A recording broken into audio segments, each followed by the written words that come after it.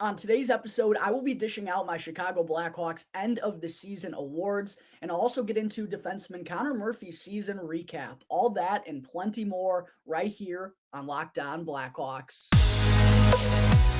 You're Locked On Blackhawks, your daily podcast on the Chicago Blackhawks. Part of the Locked On Podcast Network, your team every day.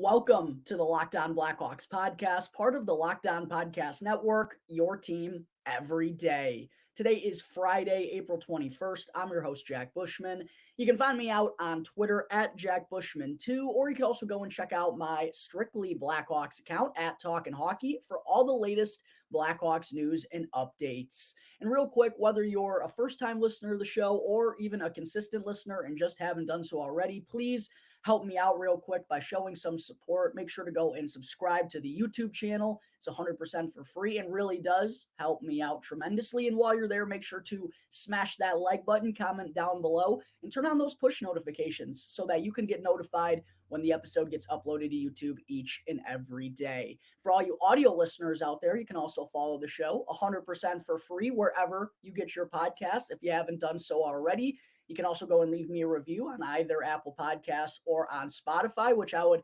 greatly appreciate as well. It only takes 2 seconds to go and show some support, folks. I would greatly appreciate it. Thank you so much for all of your help.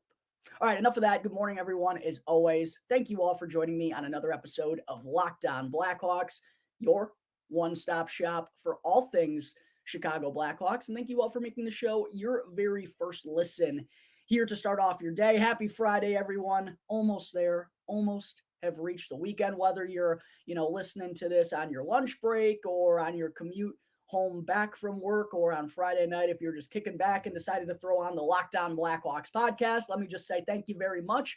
And I hope all of your Fridays are off to a lovely start. And on the show today, folks, I have an episode that I am actually really excited for. Got lots of good stuff coming up here on the Locked On Blackhawks podcast these next couple of weeks. I'll be talking more about all of that right after our first commercial break. So make sure to stick around for that so you can hear all of the updates that are coming up on the show in these next few weeks of the offseason. But today, as you all know already by the title, I will be dishing out my Chicago Blackhawks end of the season awards. And quite honestly, it was a little difficult to give some of these awards out considering what the Blackhawks roster looked like post NHL trade deadline. I mean, when, going over who was the team MVP or the most improved player, it was kind of like, well, this roster was pretty thin at the end of the year. So what I elected to do, at least for a lot of these awards, is I gave out kind of a two-part award, whereas there was one for the first half of the season and then one for the second half once all the big guns were traded away from the Blackhawks. Because if you kind of eliminate those big guns out of the team awards, it's pretty thin here and honestly hard to kind of name some of the winners. So yeah, some of these awards will have two winners, one for the first half and then one for the second half after the trade deadline when the Blackhawks traded away most of their big-time players. But starting us off, the first award that I wanted to dish out for the Blackhawks 2022-2023 regular season is the team MVP. And this was one of those where I elected I was going to give out two winners for the team MVP. The first one, I got to say, is Max Domi, quite honestly, because when Max Domi was here in the first half of the season, I mean, he did play 60 games with the Blackhawks this year, 60 out of 82.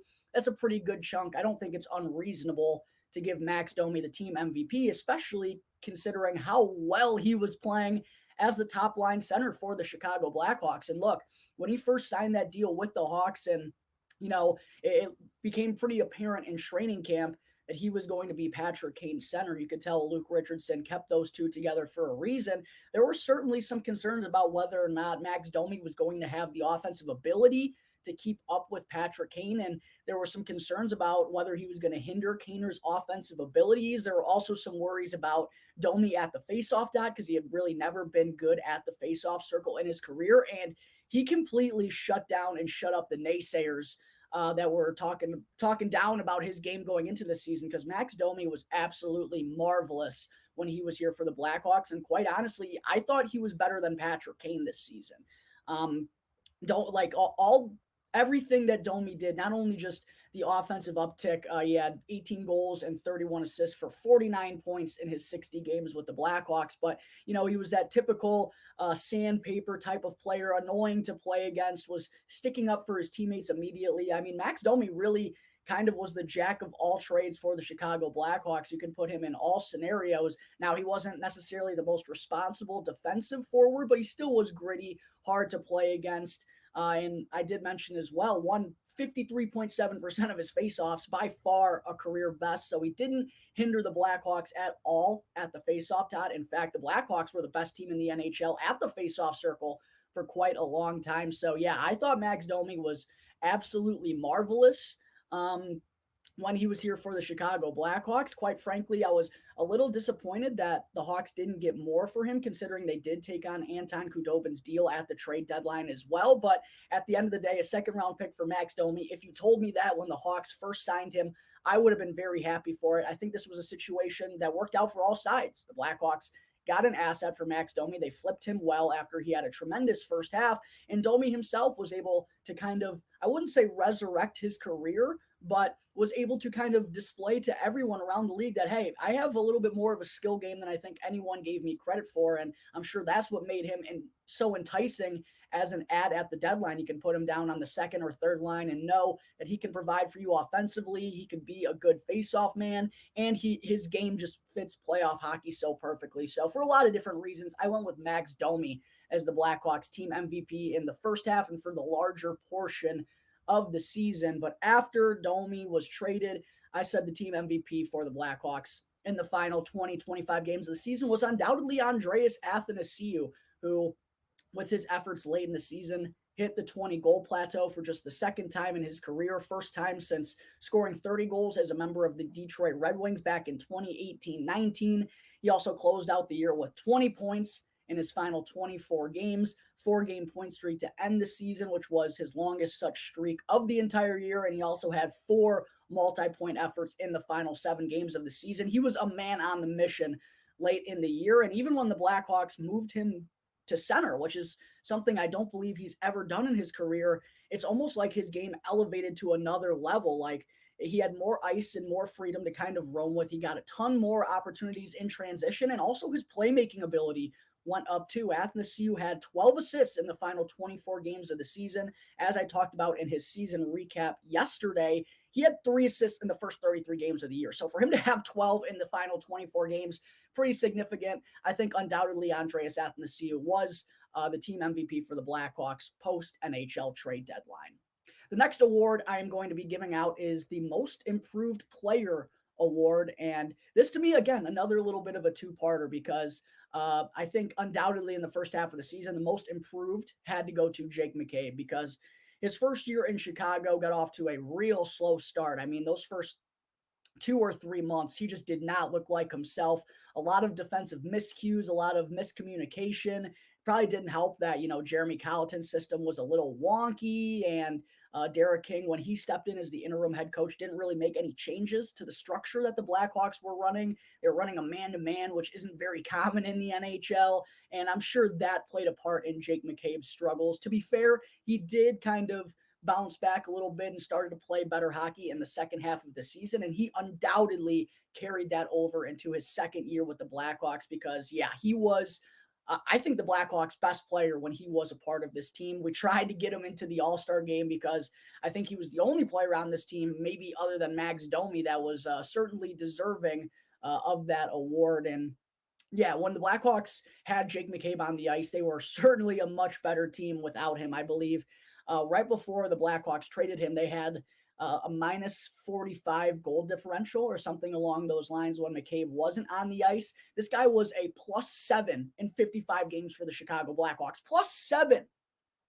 for this Blackhawks team, for anyone to be a plus at all. And I get plus minus isn't the most, crucial statistic. There's a lot of flaws with that, but undoubtedly for Jake McCabe to be a +7 on this Blackhawks team that was that bad, I mean, yeah, it tells you how good defensively this guy was. He and Seth Jones, when they were paired together for those final 20 games before McCabe got dealt, they really took on the anchor defensive pairing for the Blackhawks that helped elevate Seth Jones's game as well. We also saw McCabe chip in for 20 points in those 55 games too. So he was making an impact all over the ice. The Blackhawks absolutely were 1,000 times better when he was out there for them. And yeah, after it was kind of a struggle-filled first campaign in Chicago, Jake McCabe bounced back in a big way in the first half with the Blackhawks. That's why I named him the most improved player.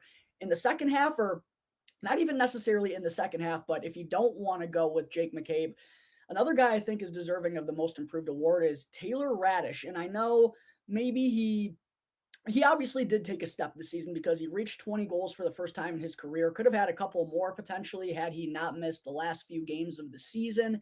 But for Radish to play, a full 78 games, basically an entire season, and be solidified on that second line, prove himself that he can be a good goal scorer at this level. I don't know if he's necessarily, I've talked about this a lot, going to be a top 6 player on a good team, but it feels like if he can keep up the goal scoring, he could be a good second liner or maybe a third liner when the Blackhawks kind of round out their roster more. But just the fact that Taylor Radish was able to piece together an entire season, hit 20 goals on this Blackhawks team, was a staple of that second line. I think, you can put him in the conversation for the most improved player award as well. So that's kind of why I split it between Jake McCabe and Taylor Radish personally. The next award I'm going to be giving out is the Comeback Player of the Year. And I think this one is pretty obvious, at least for the Chicago Blackhawks. I gave it to goaltender Alex Stalock. After all that he's battled through, he had complications with COVID-19 that led to myocarditis, which gave him a scare not only just for his playing career, but he also talked about how it was impacting him back at home as a dad. He's got kids. Being 35, he's going to be 36 years old this year, I believe. That has to be a scary thing to deal with, not only just wondering if you're ever going to be able to play hockey again, but wondering how it's going to impact you and your family as a dad and everything. It had to be such a scary situation for Alex Stalock. He only played one NHL game between 2021 and 2022. He actually missed the entire COVID-shortened 2021 season and then returned with the Edmonton Oilers organization, spent a majority of the year with their minor league club in Bakersfield, and then eventually got traded to the San Jose Sharks, where he made his lone appearance of the season. So the Blackhawks really kind of took a chance on Alex Stalock as their backup going into this year. And funny enough, I remember when the Blackhawks signed Stalock, everyone's like, yes, this is going to be the perfect backup tank goaltender. This guy hasn't played in 3 years. He hasn't really put up good numbers in the AHL. No way this goes well for the Blackhawks. Turns out Alex Stalock was one of the best goaltenders in the entire NHL when healthy this season, and he was a treat to watch on a nightly basis. Made watching this Blackhawks team at least a little more bearable with his antics and his willingness to skate out of the net and play the puck and kind of put himself in harm's way, but not really give a shit about doing it. It was a lot of fun watching Alex Stalock throughout the course of the season, and he had a pretty darn good year. I know if you look at the numbers, it might not necessarily tell you that when you see a 9-15-2 record, but for Stalock to have a 3.01 goals against average and a 908 save percentage on the season for this Blackhawks team. And honestly, before things kind of spiraled there at the end of the season and the Blackhawks dropped 12 of their final 14, Stalock had a goals against average around 2.5, 2.6, and that save percentage was well up into the 19s, a little bit closer to 920. So I know those numbers kind of went back down to earth a little bit, but for quite a while there, Alex Stalock had some of the best numbers in the entire NHL. Unfortunately, he did suffer a concussion that cost him some time throughout the year. I believe he actually suffered 2, and that led to him only starting, I think, 25 or 26 games for the Blackhawks this season. But when he was out there, he was fun to watch, and he was legitimately a really good goaltender. Unexpected surprise for the Blackhawks this season. Also got nominated for the Masterton Trophy. So I think this one was a no-brainer. Alex Stalock deserves Comeback Player of the Year for the Chicago Blackhawks. That was terrible. All right. There are my first couple awards that I wanted to dish out for the Chicago Blackhawks end of the season. Coming up in just a minute, I'll carry on where I left off. But first, real quick, I need to talk to you all about eBay Motors. Hopefully I don't have a hiccup in space here through this ad read. Got to talk to you all about eBay Motors. For a championship team, it's all about making sure every player is a perfect fit. And it's the same when it comes to your vehicle. Every part needs to fit just right. So the next time you need parts and accessories, make sure to head to eBay Motors, because with eBay Guaranteed Fit, you can be sure every part you need fits right the first time around. Just add your ride to My Garage and look for the green check to know your part will fit, or you'll get your money back. Because just like in sports, confidence is the name of the game when you shop with eBay Motors. And with over 122 million parts to choose from, you'll be back in the game in no time. After all, it's easy to bring home a win when the right parts are guaranteed. So get the right parts, the right fit, and the right prices on ebaymotors.com. Let's ride. Eligible items only. Exclusions apply. All right, we're back here on the Locked On Blackhawks podcast. Real quick before I get into segment 2, I do want to let you all know about all the good stuff that I have planned for the Locked On Blackhawks podcast this offseason. First, I've already begun my season recap segments where I dish out a grade for every Blackhawks player's season, starting yesterday with Andreas Athanasiou. Of course, I'll be going over Connor Murphy's season recap here to round out the show in just a little bit. That'll be a staple of the podcast here in the next couple of weeks. Also, I really do hope to have some more interviews with players from the Rockford IceHogs throughout what is hopefully a long and successful postseason run. Game 2, by the way, between the Rockford IceHogs and the Iowa Wild kicks off tonight at 7 p.m. Central Time. If the Rockford IceHogs win, that moves them into the first round series against the Texas Stars. And as I mentioned, hopefully I'll be having more Rockford IceHogs players here on the podcast. I recently interviewed Alec Regula and Ryder Rolston. Make sure to go and check those videos out on my YouTube channel if you haven't done so already. I also am planning on having NBC Sports Chicago's Blackhawks insider Charlie Roumeliotis back on the podcast here sometime soon. I'm in communications with Charlie right now. And then I'll also soon be starting my NHL draft profiles for the 2023 NHL draft. I'll be looking at potential free agent finds and fits for the Chicago Blackhawks. I got my end of the season top 10 prospects rankings coming up here in a couple of weeks. So I know it's, slow time for the Chicago Blackhawks in their news, but we will have plenty to talk about the next month or two right here on the Locked On Blackhawks podcast. Make sure to go and subscribe to the YouTube channel to stay caught up on all of it. All right, picking up where I left off, getting into my next Chicago Blackhawks end of the season award. I'm giving out the Unsung Hero Award, and to me, there was only one guy. Well, I'm sure there's more guys on the Chicago Blackhawks who do deserve this, but the one that stood out the most to me, and I think probably stands out the most to everyone, was the efforts that Jared Tenorti gave the season just to get on the ice and be in the lineup for the Chicago Blackhawks. Because you think of an injury, Jared Tenorti probably dealt with it this season. I mean, this guy has probably been in the ice bath for the last 2 weeks since the season ended. I mean, he had to have been so beat up, had probably over 200 stitches this season. I mean, he took a skate to the face, which I believe that was 100 or more stitches alone. He comes back just a couple days later, takes a slap shot to the face, works his way back from that. His second game back from a broken jaw. He's out there fighting. Really did earn the nickname of the Bouncer this season. Much respect earned for the Bouncer's efforts this season. I mean, what a warrior this guy was. Tried to come back for the Blackhawks at the end of the season, even though he was battling with a hip injury. I heard Charlie Roumeliotis actually talking on his podcast about how watching Jared Tenorti walk down the tunnels in Seattle was almost sad. He could barely walk, but he's out there on the ice skating around, and everyone was like, oh, well, that's probably going to be the end of Jared Tenorti this season. Then 2 days later, they fly back to Chicago and he's out there on the ice for the morning skates.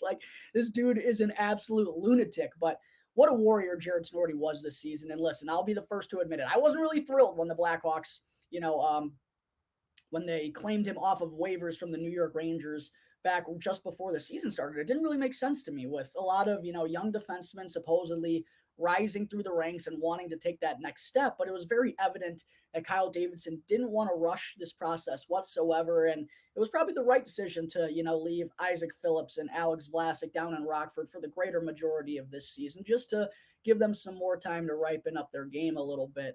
So I didn't really understand the move from Jared Tenorti being, a guy who was kind of a career AHLer or a seventh defenseman at best, but he ended up playing in 44 games for the Blackhawks this season. I'll tell you what, when he was out there in the lineup, actually put up some pretty respectable defensive metrics, was playing, a second pairing role for a majority of the season with Connor Murphy averaging 16, 17 minutes a night. And like I mentioned, when he was out there, he was willing to put his body on the line to do whatever it takes. Even though this was not a good Blackhawks team, you still need those guys who are willing to step in front of shots, willing to get physical in the corners, even though the wins are few and far between. You need to have veterans like that who are still setting the precedent. And, despite what's going on with the franchise, you got to take every shift as the same, whether you're winning or whether you're losing. And I thought Jared Tenorti did that really well when he was healthy in the lineup. And you got to respect having 139 hits and 44 games played, considering majority of the time he was dealing with something when he was out there with the Blackhawks, still willing to throw his weight around. He also had 68 block shots in those 44 games played. So hats off to Jared Tenorti, man. I really was pleasantly surprised with his game this season. And you could tell he was respected by everyone in the locker room. Luke Richardson spoke highly about him several times throughout the course of the season. He mentioned how he would love to have Jared Tenorti back. And what happens as a result? Tenorti ends up inking a 1-year contract extension to remain in Chicago. So good for Jared Tenorti, well deserving of that $1.2 million contract that he was given. I'm sure he's spending that money on a lot of ice baths because his body can't be feeling too good right now, but much respect to the efforts that Jared Tenorti gave when he was healthy this season. That's why he was easily my unsung hero for the Blackhawks this year.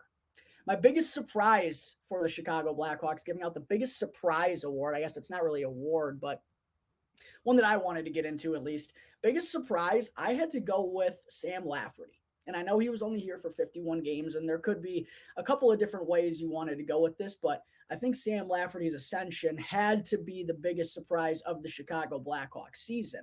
I know the numbers maybe don't jump off the page, 10 goals, 11 assists for 21 points in his 51 games with the Blackhawks. But when you take into consideration the super cheap and team-friendly contract that he was under and the role that he could play as a third-line center or third-line winger, very versatile. But when he does play center, won 52.4% of his faceoffs with the Blackhawks, a guy that can provide you with that energy, the physicality, can play well shorthanded out there on the penalty kill, a good shot blocker. He also had, out of his 10 goals with the Blackhawks in those 51 games, 4 of them were shorthanded. So the versatility and the cheap contract is really what I think drew everyone's attention to Sam Lafferty. But make no mistake about it, this was a huge breakout type season for him to kind of solidify himself as an NHLer. We saw these flashes out of Sam Lafferty last year in his first season with the Blackhawks, but we knew he kind of had to put it together a little bit more to be a consistent and everyday NHLer. Well, he answered the bell, I thought, for the Blackhawks this season, and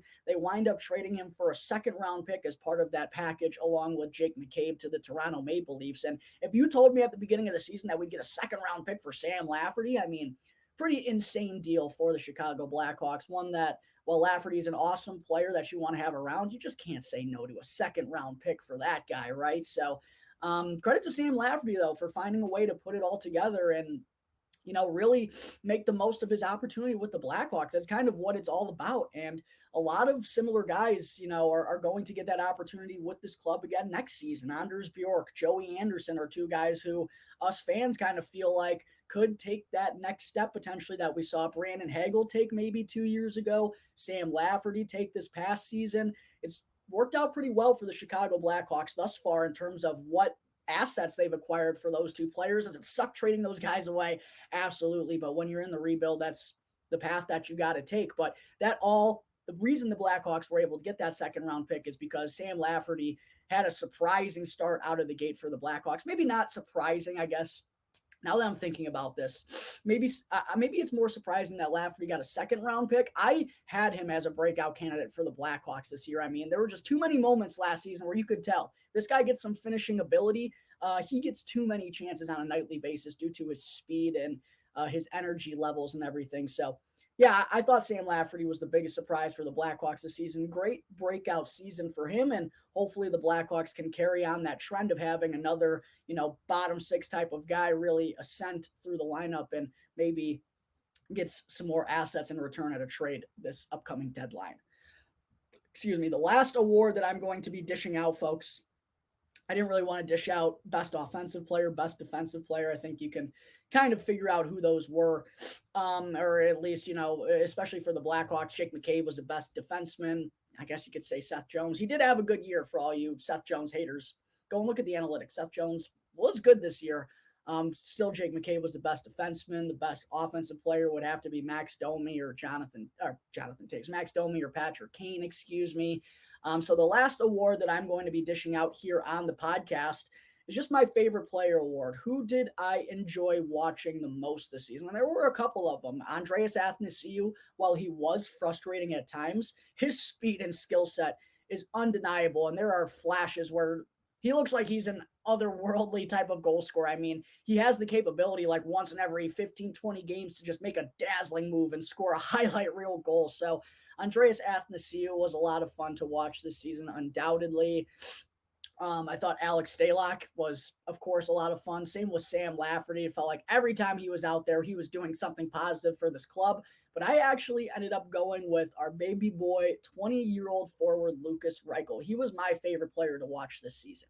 And I know he only played in 23 NHL games, but those final, I think it was 19 or 20 that the Blackhawks left him up for at the end of the season before returning him to Rockford, that ascension and seeing him take that next step, it was beautiful. And it felt like it was only a matter of time for Reichel, right? Because we had seen him just dominate the AHL level. We know the speed, the ability in transition, the puck handling, the playmaking. We had seen that on Rockford on display for the last 2 years. And it just kind of felt like whenever he came up to the Blackhawks, for some reason, it wasn't clicking and he wasn't able to kind of figure it out. But it felt like after just so many reps, Lukas Reichel finally got it. And maybe in part was being put out on the wing. I really like that decision from Luke Richardson because freeing him up on the wing, it just almost felt like he was way more comfortable there. And I know he's been playing a lot of center in Rockford, but it kind of does feel like if he's going to be an NHLer, obviously there's a long way to go still in his development, but the wing might be the spot for Lukas Reichel because when he was on the wing with Andreas Athanasiou there at the end of the season, those two were dynamo in transition together. Two amazing skaters, two guys who really thrive in transition, and they fed off one another and established some awesome chemistry. And to see Lukas Reichel make that leap on the fly in his development from game to game to game, it was like he was constantly getting better and better and better, finding ways to produce consistently for this team. He ended up with 15 points in 23 games, but probably 13 or 14 of those came in those final 19 games of the season when he was up there. So I was thrilled with Lukas Reichel's ascension that we saw in his most recent stint at the NHL level. And yeah, I hope he's only going to continue to, get better and better and better as he gains experience. I don't see how he's not going to, because it's pretty apparent he has all the tools to be a special player in this league. The playmaking ability, the speed, the hockey IQ. I would like to see him be a little bit more aggressive with the puck on his stick and maybe take that goal scoring ability to the next level. But that's something you want to round out a little more with time. And the natural ability, it's so obvious and undeniable. And seeing him put it all together in this most recent stint was just marvelous and has to leave you thrilled about what Lukas Reichel is going to do for this organization in the future. So undoubtedly, Lukas Reichel was my favorite player to watch for the Chicago Blackhawks this season. All right, folks, that is going to wrap up my end of the season awards for the Chicago Blackhawks. Before I finish up today's show, I still have to get into defenseman Connor Murphy's season recap segment. And for those of you who missed yesterday's show, make sure to go and check that out because it was the first season recap segment that I did in the offseason here. And I started off with none other than number 89, Andreas Athanasiou, who, as I mentioned earlier in the episode, was my team MVP for the Blackhawks post-NHL trade deadline. So make sure to get caught up on all of that. If you haven't done so already, go and click on the YouTube channel, go and check out yesterday's episode. And while you're there, if you haven't done so already, please make sure to hit that subscribe button. I would greatly appreciate it. But now, getting into number 5, defenseman Connor Murphy's season recap segment with the Blackhawks. Kind of an in-betweener type of year for Connor Murphy. And actually, I should have had this up before I got into the segment, but I forgot what the polls said, what all you fans voted what grade Connor Murphy should get for the season. By the way, if you didn't vote on what grade you think Murphy should get, make sure to go and follow at Talkin' Hockey on Twitter, and also go and follow the Locked On Blackhawks Instagram channel. I'm posting a lot of good clips there, and every day I'll be asking what grade you think these players deserve. So make sure to go and vote. I do want to hear all you guys' feedbacks on this and see if we agree or disagree on the grades that I end up dishing out. But for Murphy, yeah, I kind of a weird year for him because, and I felt like this last year, on a bad Blackhawks team, it's really hard to gauge what a defenseman like Connor Murphy is doing well and what he isn't. Because, when you're playing a big role, he played nearly 20 minutes a night. He's going to be out there for a lot of goals against, and the analytics as part of that aren't going to look very good. That's just natural on being, a big minute eater on one of the worst teams in the entire NHL. But also, when you go and look at his numbers compared to Seth Jones or Jake McCabe's when he was here, they're not all that impressive. And look, again, it's hard to judge Connor Murphy for that, but when you see other guys put up better numbers than he does, it makes you wonder, has he taken a step back these last few years? Because Connor Murphy, his first couple seasons with the Blackhawks, in my opinion at least, he was undoubtedly their best defenseman. And this was the final years of the Duncan Keith era where,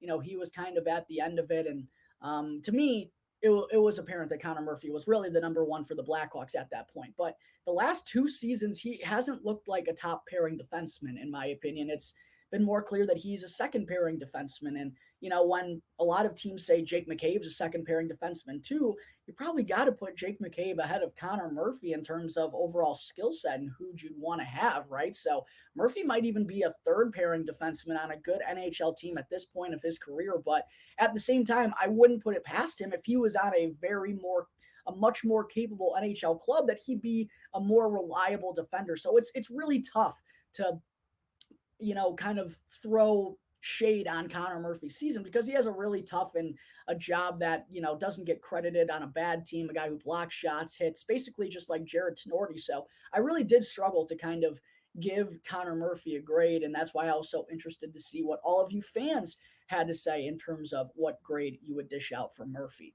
But getting into some of his stats this season, there were a lot of career highs, to be fair here as well. Like the 80 games that Murphy played in this season, that was second on the Blackhawks and also a career high for him. And one issue since being here with the Blackhawks, this was his sixth season with Chicago, was the injuries. It felt like Murphy could never stay healthy for the entirety of a season. And that's why when you go and look at his stats, a lot of it is 55 games, 60 games. He'd miss pretty decent chunks. That was a consistent part of his early time here in Chicago. But this season, he was able to stay healthy for a majority of the year. And for him to hit 80 games, it was great to see that. And hopefully that's something we can see more out of Murphy as the Blackhawks progress through this rebuild, as long as he's here, of course. But in those 80 games, as I mentioned, he did set a lot of career highs. Not all that surprising when, I don't think he's even broken 60 games or 70 games with the Blackhawks since being here. But Murphy ended up potting 7 goals this season, which is a new career high for him, along with 6 assists for 13 points. The goal scoring, kind of interesting to see Murphy have a little bit of an ascension there. He shot 8.2% this season, which for him is, phenomenal. He's a career 4.7% shooter. So that probably had a part in him, obviously, setting a new career high in terms of goals, and also playing in 80 games is going to help that as well. Those two things kind of go hand in hand a little bit. And so does the penalty minutes that Murphy accrued this season as well. 69 penalty minutes. Very nice, Mr. Murphy, on the season. That is also a new career high by over 20 penalty minutes. But again, part of that, I'm sure, is tied together with the fact that he played 80 games and also was out there mostly in a defensive role for the Chicago Blackhawks. I believe, 80 or 70% of his zone starts came in the defensive zone. So obviously he was playing a defensive role in the defensive zone a lot. That's going to lead to a lot of penalties for Connor Murphy, especially when the Blackhawks weren't very good as a team. So take that number with a grain of salt a little bit there as well. As I mentioned, Murphy played mostly a second line pairing role for the Blackhawks this season, was never really on their top D pairing. He averaged 19 minutes and 23 seconds of time on ice this year. He also had 160 blocked shots, which is a new career high.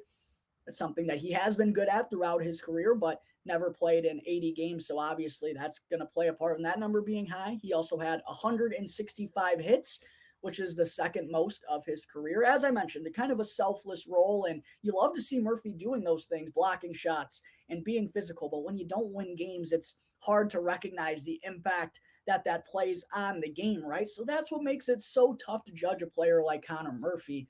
And then getting into the analytics, this was the biggest problem that I had with his season. You go and look at some of the other defensemen for the Blackhawks. Connor Murphy finished with a Corsi for percentage of 38.3% this season, which is a career low, even worse than what he had last year. Now, as I mentioned, in a defensive role, 70% of his starts are coming in the defensive zone. I don't expect his Corsi percentage to be great on this Blackhawks team, but for it to be 38.3% a career low, it's not very good. And he was also on the ice for 54 goals for in all situations this year compared to 94 against. Now, that is at 5-on-5 and shorthanded, but 94 goals against, it feels like an awful lot for Connor Murphy. And it's tough, though, to compare to years past because it's obviously more, but he played in more games this season. But it just felt like analytically not a very good season for Connor Murphy once again. And even early on in the season when he was paired with Jake McCabe, that was the idea of bringing McCabe in here, was to solidify that Blackhawks second pairing. These guys played on the United States development program together. They had a lot of chemistry. They knew each other well. And for whatever reason, whenever Murph and McCabe were paired together, it just never worked. And then we go and see McCabe get paired with Seth Jones, and those two are phenomenal before McCabe gets dealt. It has to leave you wanting more out of Connor Murphy, right? So, as I mentioned, a hard grade to dish out here, but taking everything into consideration, I'm going to give Connor Murphy a flat C for his performance this season. And funny enough, on Twitter, out of 75 votes, make sure to be voting on these season recap grades, folks. I want to see those numbers get up into the triple digits for sure. But it was a split, even tie down the middle. 42% of the voters said Murphy deserved a C. Another 42% said he deserved a B. Let me go check the Instagram polls real quick, but I'm sticking to my guns here. I'm saying Connor Murphy deserves a C. Funny enough, on Instagram too, C and B split right down the middle. 40% of the voters on Instagram said a C. 40% of the voters on Instagram also said a B. So right down the middle, I'm giving Connor Murphy a C. I could see why some people were a little bit higher on him than I was. Either way, I'm hoping to see a little bit more in the numbers to take a turn in the right direction for Connor Murphy next season, as he'll undoubtedly be an anchor again for the Chicago Blackhawks on the back end. All right, folks, I think that is going to wrap up Friday, April 21st's episode of Locked On Blackhawks. Thank you all again for tuning into the show as always, and make sure to go and follow Locked On Blackhawks for free right now wherever you listen to your podcast, and to go and subscribe to Locked On Blackhawks on YouTube, and you can get the latest episode as soon as it comes out each and every day. Once again, I'm your host, Jack Bushman. You can find me out on Twitter at JackBushman2, or you can go and check out my Strictly Blackhawks account at Talkin' Hockey for all the latest Blackhawks news and updates. So until tomorrow's episode, it's going to do it here for the Locked On Blackhawks podcast, part of the Locked On Podcast Network, your team every day.